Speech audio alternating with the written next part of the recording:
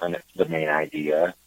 And actually, at this point, like I know when I'm like when I'm writing things, when I'm writing music, I'll, especially for small town therapy, I'll like kind of leave space or leave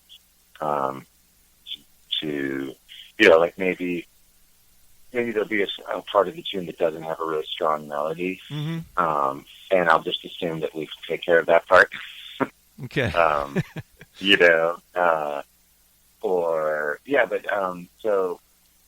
So one of us will have an idea, and then we'll get together and we'll just play it. And there's a lot of kind of spontaneity and improvisation.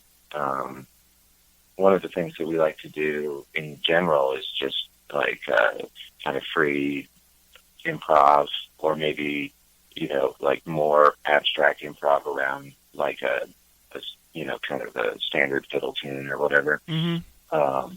And so that sort of carries over to the compositional process, sort of, just like we were saying with the three-legged cat thing, we'll just play the tune a bunch of times and, kind of see where that takes us and see what ideas we come up with. Right. Okay. So if I'm, correct me if I'm not reading this right, but you guys kind of have a foundation of what the tune is, and then give yourself the freedom to improv when you're performing it. So it may change from performance to performance. Is that fair? Some of them are pretty like set in stone. Okay. So there's actually, well, there's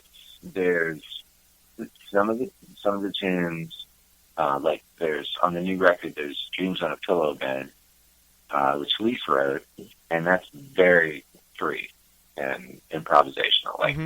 Like the majority of it is different every time. Okay. Like the first note is different every time. Yeah. Okay. the first and well, no, like, but then there's a bunch of pieces that we wrote for fiddle and mandolin that are on the record, that are like pretty composed, but within those pieces there's sections that are like solo sections. Okay. That portion is different every time. Mm-hmm. You could think of it, if you want to make the analogy to songs with lyric, there's like, the verses and choruses, and then there's the instrumental sort of section, and sometimes that's improvised. Yeah. And that's one way of, you want to wrap your head around listening to tunes. That's one way. Yeah. Yeah. Okay. Do you guys, is it exclusively the two of you, or do you bring other musicians' instruments into the mix? Great question. On the new album, thank you for going. Sure. On the new album, we have, actually on the first album as well, we had a bunch of guests. But for this new record, what we were kind of inspired to do was like have one guest at a time. So Okay. It's like small town therapy plus one. Okay. We did a little tour last year with this great singer and songwriter named Eli West, and we at the end of the tour, like Leif and I were going in the studio, and we were like, we'd had so much fun playing shows with Eli that we asked him to come in and record a couple tunes, and then from that, we sort of got the idea and asked some other friends. That process was actually really fun for me personally, because like we had this guest who's an amazing instrumentalist, and an amazing like writer and improviser, and we sent them the tune ahead of time, but we didn't arrange anything. So okay. we arranged it all.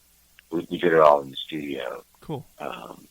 And it was like super spontaneous, So. How does that translate to your live performances?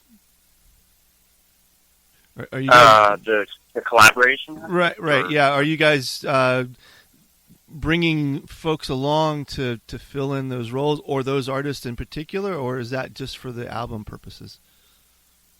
I think the idea is to continue that. I mean, we're sort of making it up as we go. Well, I think as far as like live performances, the idea is to have, when we can, like, bring another person with us, it's all, for the live performances, it's all about spontaneity, energy. And so having another person who has another voice, to kind of, bounce ideas off during the performance is, pretty awesome. Yeah. And so, it sort of depends on who's available and what goes for Okay. Yeah. Yeah, like, for example, we did a house show in Knoxville, Tennessee earlier this year, and there was a wonderful drummer, who was in the audience, and we're like, hey, you should, play a tune with us. Yeah. Okay. Yeah. Cool. And that worked out really well. So I think it's very much a part of the vibe. Yeah. He's a drummer from the John Stickley Trio. Yeah, 100 Deacon. Yeah. Shout out. Yeah. Awesome. Cool. So the new record is Dreams and Circumstances, out, if I've got this right, May 17th. Is that right? That's right. Yeah. If folks want to reach out, I want to get a copy of that, what's the best way to get in touch and to get their hands on the new music?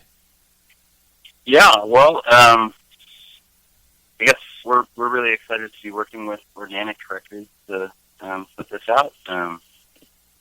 They're also the label that Front Country works with, and we think really highly of them. And we have, for the first time, I guess, both CDs and vinyl. If you want a hard copy of music, awesome. Yeah. You selling those to our website.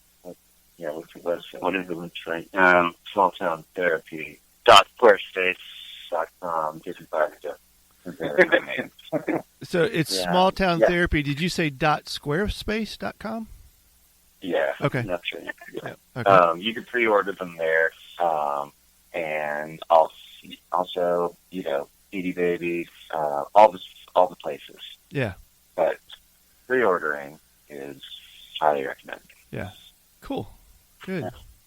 Well, thanks, guys. This has been cool, and I learned some new stuff about you guys in the Front Country Band, and so I appreciate you sharing that with our audience, and we wish you the best with the new record. Thank you. Thanks very much. Thanks for having us. Thanks again for tuning in to this episode of Americana Music Profiles. Find us on iTunes at Americana Music Profiles and on the internet at AmericanaRhythm.com.